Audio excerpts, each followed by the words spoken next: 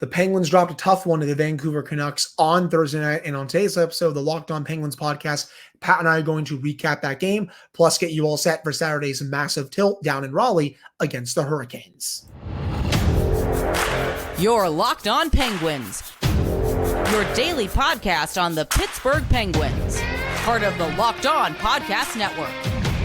Your team every day.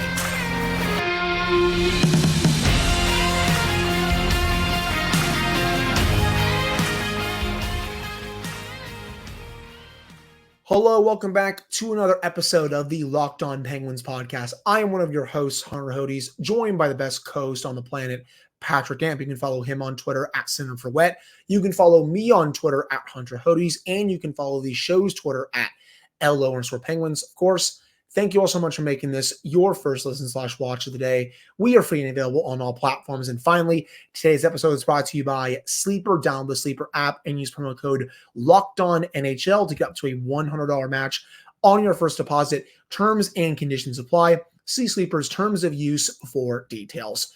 So, Pat, Thursday night, what a crazy game between the Penguins and the Canucks. The Canucks were really just taking it to the Penguins that entire first period. As I said during the episode on Thursday, they made the Rangers look like a peewee team earlier this week. They were making the Penguins also look like a peewee team. But credit to this team. They fought back from two multi-goal deficits to at least get a point in this game. And honestly, they could have had two if they converted on a couple of chances in overtime, if Demko wasn't insane in the third period. I actually like the way the Penguins played for most of this game. It was just a really poor first period that kind of doomed them in this one. I'm not really going to blame Alex Nedeljkovic too much. Those three goals were not his fault. I agreed with the decision from Mike Sullivan to put Jarry in just because you got to give your team a little bit of a spark. But if they had just played a bit better of a first period, they potentially come out with the result in this one. But to get the point against what I think is the best team in the Western Conference, that's massive. As right now they pulled ahead of Washington, which is also big, and they're tied with New Jersey for fifth in the Metro. I saw a lot of takes last night after Pettersson won it in overtime that the Penguins stole a point, and I disagree with that take. They didn't have a great first period. This is true, but Vancouver's a hell of a hockey team. That is a great hockey team in the Western Conference and really just the NHL. And the Penguins went toe-to-toe with them. There was going to be, I said the same thing or something similar on Twitter in the first period. A lot of people were kind of doing the whole, oh God, the Penguins aren't showing up. Oh God, what's going on with the Penguins? Nothing was going on with the Penguins. Vancouver's just really good. And sometimes really good teams get off to really hot starts and you've got to respond. And I loved their effort for pretty much the entire game, with the exception of maybe the first 10 minutes of the first period. And overall, you watched the game last night. The Penguins went toe-to-toe with one of the best teams in the league. And there was one thing I thought was really funny and really enjoyable. What brought the Penguins back in that game is they made a bet that Vancouver can't play a trading chances kind of game. Vancouver needs puck possession in the offensive zone. They need to establish a forecheck and they need to establish possession. They're not a very good team. Well, I don't want to say not a very good team, but they're not as effective as a team off the rush than, say, the Penguins. Because there was a part of me in that second period that started to wince, and I was like, oh God, they're playing wide open hockey against maybe the best team in the NHL. This is not going to go their way. And it went the exact opposite way. They took it to the Vancouver Canucks from about the halfway mark of the second period to the end of the game. Right. It's funny because usually for the team this year, that doesn't work, right? Trading chances. I mean, we saw that happen in Toronto just a few weeks ago, Pat, and they got blown out. And you've seen it happen in a couple other games this year where it hasn't gone their way, but it did in this one. But it also helps when you get the saves from your starting netminder. And I thought Tristan Jarry gave them more than just a spark when he came in. He was making save after save after save to start that second period. If he doesn't make those saves, Vancouver potentially runs away with this one, and there's really no comeback from the Penguins. But credit to Jarry, he made those saves. And I saw people picking him apart a little bit for that Pettersson winner in overtime. That's just a nice move from a really good player. Sometimes the puck goes in there in that situation. I'm not really going to put that on him too much. He was one of the main reasons why the Penguins were able to get a point out of this game. So I'm not really going to go at him that much. But the main reason I think why the Penguins got a point outside of Jarry, Sidney Crosby, I'm going to blame you for this because you asked me on Thursday, is this a vintage Sidney Crosby game? And you put me on the spot. And I said no, and now I look like a complete idiot because he played his tail off once again, showing why he deserves to be in the conversation for the Hart Trophy. The release that he had to pull the Penguins within 3-2 on that shot was disgusting. And then he scores the game-tying goal with less than 30 seconds to go in the third period. And that was probably one of the best 6-on-5s I've seen the Penguins orchestrate this season. As I tweeted, everyone that watches this team cherish this stuff from Sidney Crosby because he is not going to be playing at this level forever. He's 36 years old. You never know when the wheels will start to fall off even a little bit. The fact that he's playing this good despite being in his upper 30s, it's something to behold. Just another masterclass of a performance from 87. It really was. I didn't want to interrupt you because you were really cooking there. To go back to the goaltending for a quick second, obviously no moral victories in the NHL, especially not at this point of the season. But I do think this was a masterclass in coaching and motivation by Mike Sullivan in when it comes to putting in Jarry and pulling Nedeljkovic, because one, Jarry played very well and he was in need of a confidence boost. He was in need of, as Josh talked about, a way to get over some of those mental hurdles. And I really think he did that last night. As for the winner, that's just basic physics because Jarry tracked him left to right. And when Pettersson put it 5-hole as he's sliding, the puck kept on sliding, and that just happens. And then on the other end of it, there was no need at that point to keep Alex Nedeljkovic in.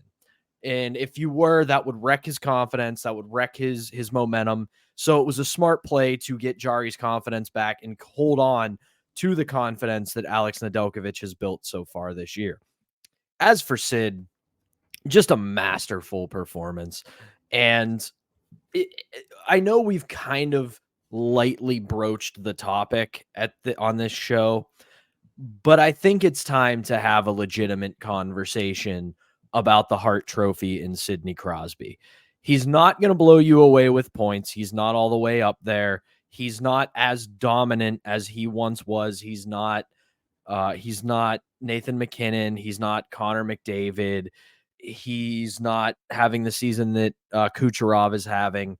But the value he is bringing to his team right now, I think this team is much better than it was last year. I think they're trending upward overall right now. I think it's a very competitive playoff team. But without Sidney Crosby, this team is probably a middle of the pack playoff bubble to out of the playoffs kind of team.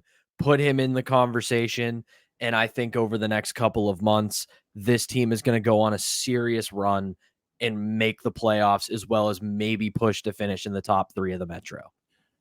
Well, I don't think they're a playoff bubble team without Sid. I think they're well below that, to be honest. I don't even think they're in the playoff race right now if Sid is not doing what he's doing this season. At least that's how I see it, in my opinion.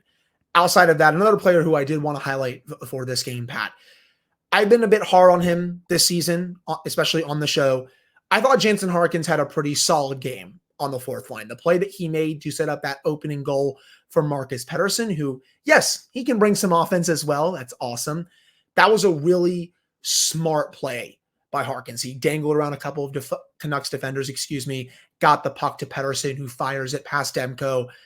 I thought that was one of Harkins's best games as a member of the Penguins. Hopefully he can build on it, but I wanted to shout him out on the show because, again, I know I've been hard on him, but I have to be objective as well. I thought he played a pretty solid game in this one. He's starting to really play with some confidence. He's starting to outside of taking penalties. Even that, at this point, I can kind of take that because he's playing with an intensity and a physicality. Right. He's involved in the play. He's trying to make something happen. And we saw that on the goal. yeah, there was a lot of skill involved in that, but more than anything, that was what you want to see from a bottom six player, where it was effort and heart. It was him sticking with a play and staying right with it and then making the smart decision. And on the other side of that, Marcus Pettersson, man, what an absolute animal this guy has become. And I know this sucks. I don't want to get any Penguins fans too angry here. I wanted 2 points. I wanted them to win. Yes, it's a loss. There are things to pick apart, but when you play the best team in the league and you play them to an overtime and you take it to them for large stretches of the game, this is a positive sign. And Marcus Pettersson has been one of the consistently, I'll say it, great Penguins this season. He has. His season has really gone maybe unnoticed by some fans in this fan base. He has been awesome for this team, especially in his own zone. It's been awesome to watch him on a nightly basis. If there's one thing I maybe want to nitpick about this game before we head to break, in overtime, the Penguins had that 3-on-1. Erik Karlsson was coming in. My man, just shoot it there. Don't force the pass. I know Pettersson is kind of cherry picking by center ice. Sid kind of also went for a ill-advised change in that situation. I wish he didn't there. It was hard for him to get back. But Karlsson, my man, just rip it. You got one heck of a shot. That's the only nitpick in overtime that I have outside of them needing to start winning some more games in overtime, just because they've really struggled in the 3-on-3 these last couple of years. I mean, it comes back to the same deal with the power play in 3-on-3 overtime. Everybody's being just a little too polite with one another and trying to be good teammates. Eventually you got to be LeBron James on the Heat and understand that this is my team. I'm that good. I'm going to score so we can win. And if my teammates don't like scoring and winning, that's too damn bad. Right. And speaking of the power play, actually, this is the last thing we'll discuss before going to break.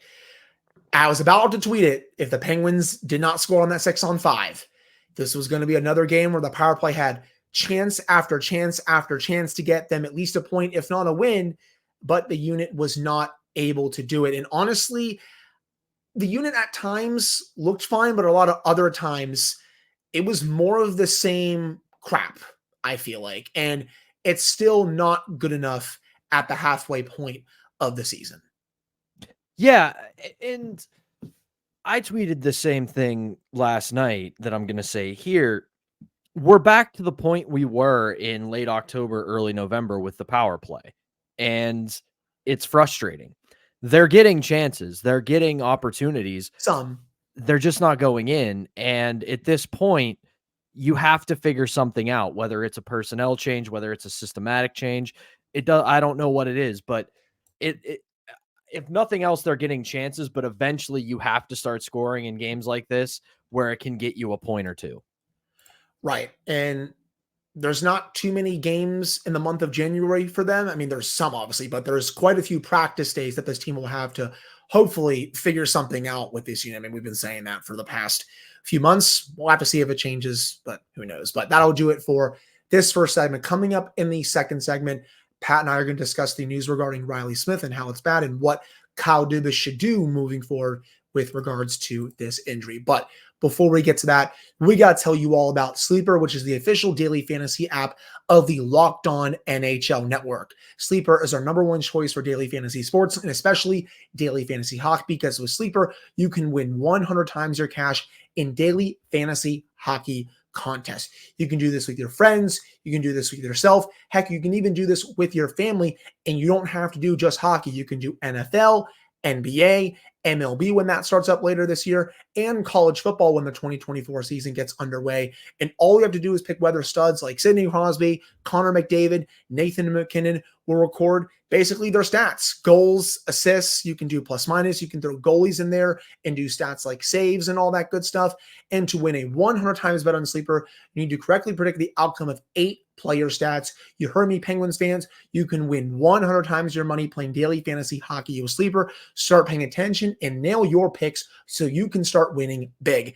Use promo code LOCKEDONNHL and you'll get up to a $100 match on your first deposit. Terms and conditions apply. That's code LOCKEDONNHL. See Sleeper's terms of use for details and locational availability. All right, we're back here on this episode of the Locked On Penguins podcast. I'm one of your hosts, Hunter Hodes, joined by my co-host, Patrick Damp. So the Penguins didn't really get good injury news on the Reilly Smith front on Friday. He went into the boards pretty hard during Thursday night's game. He goes back to the bench, obviously in pain. He goes to the locker room, comes back out, plays a couple more shifts, and then goes back to the locker room. And usually in that situation, Pat, that's not good. And sure enough, Mike Sullivan announced on Friday that he was going to be out longer term with an injury, though he is still being evaluated. I'll say this. I know Reilly Smith has really struggled the past several weeks, 2 goals in his last 30 games, but this still creates a pretty gaping hole in their top 9. Was he demoted off the second line in favor of Drew O'Connor? Yes, and I was in favor of the move, and I am still in favor of that move. But now with Smith out, you have a pretty big hole on that third line that I don't think this team can fill internally. Yes, you have Radim Zohorna available as an option. You can maybe call up Sam Poulin as well, but I don't think those 2 players are going to move the needle that much in that spot. It's why if I am Kyle Dubas, I am maybe being a bit more aggressive in trying to search for a trade for someone to replace Smith for the time being, and also to just get another forward, because I think they need another forward to begin with. That's what I would be doing if I were Dubas right now. What are your thoughts on the Reilly Smith situation? It's tough because like I had said before, he's been playing better. Yes, the production was not there, but he has actually started to play a bit better. So you lose that player, and I'm with you. There's not a lot internally. There's also Vinny Hinostroza. I don't know how much of an option that really is. Sam Poulin doesn't appear like he's ready to take any kind of a jump yet, unfortunately. And here's a name that I want some Penguins fans to keep in mind, because I texted Hunter this, and I think this very well could be an answer both at the trade deadline and right now, just to fill out the Penguins' depth. And that name is Sean Monahan in Montreal. You texted me that yesterday. This is a guy that I think the Penguins should target for some depth right now. He's 29 years old. He's a pending UFA. He only makes a little under $2 million a year. He's already scored 11 goals and 24 points. And at this point, we know Montreal is not going to be a playoff team. They can try to convince themselves that they're going to make the playoffs, but that's just not going to happen.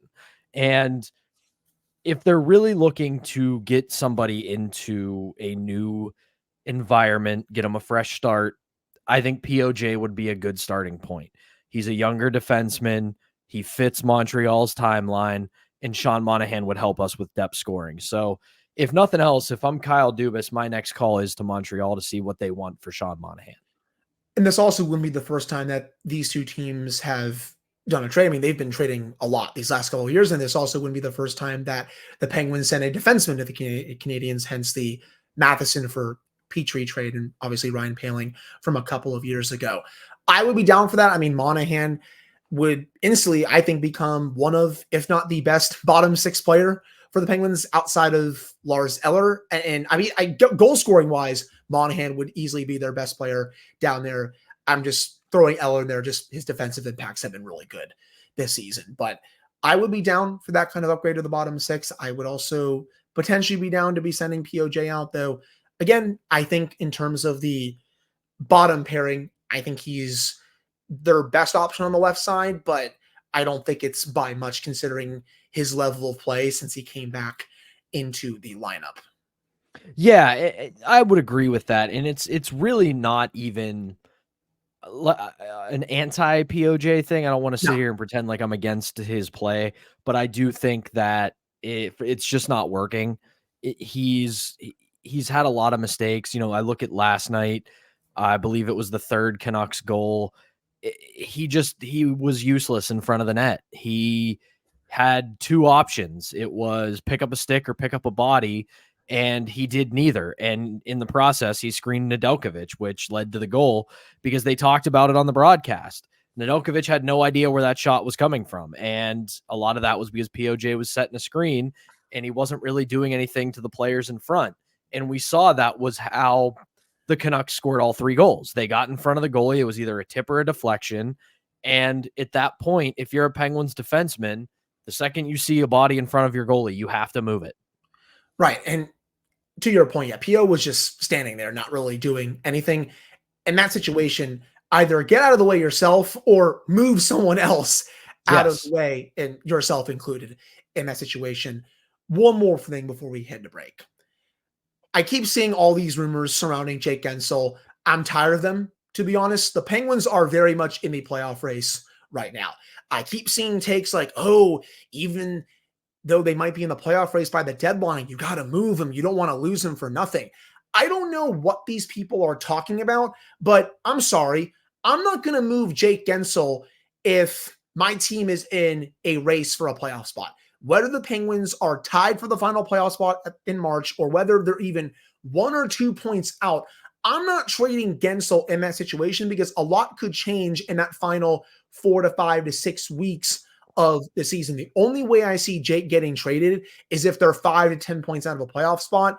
And even then, I don't even think they're going to be. They are very much in the race for a spot right now. This should not be a big talking point. I understand why it is considering his contract situation, but with where the team is, why is this even being talked about so much? Because they're not going to move him if they're in the race. No, this was the subject of my column on KDKA today, Penguins Perspectives. The talk around Jake Guentzel possibly being traded is absurd because, like you said, they would have to be so far out of the playoff race in selling off assets to do a quick retooling around Crosby, Malkin, Letang, and Carlson. And that's just not the case. And you look at the trend of the last month, this team is trending upward. They're not trending downward. Yes, Jake Guentzel is going to command a lot of money on the open market this summer, especially if Dubas and his agent don't find an extension before the end of this year. But I also have to mention the captain factor of all this. I don't think Crosby is ever going to play anywhere else in his career. But if there's one way you can make him start thinking about possibly going somewhere after his contract expires next season, it's trading his preferred winger in the middle of a playoff race. So unless somebody comes to you with the sun and the moon and you can say to Sid, don't worry, we got you a very suitable replacement, Jake Guentzel is playing out the rest of his contract as a Penguin, and maybe he comes back in free agency, but we'll see.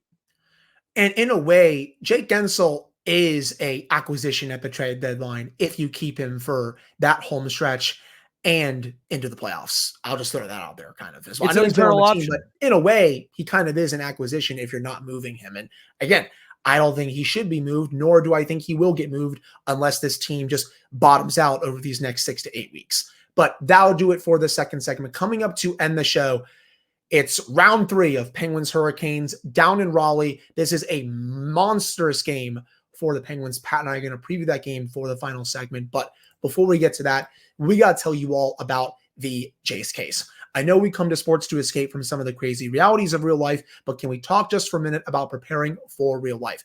According to the FDA, pharmacies are running out of antibiotics right in the middle of the worst flu season in over a decade. This is scary.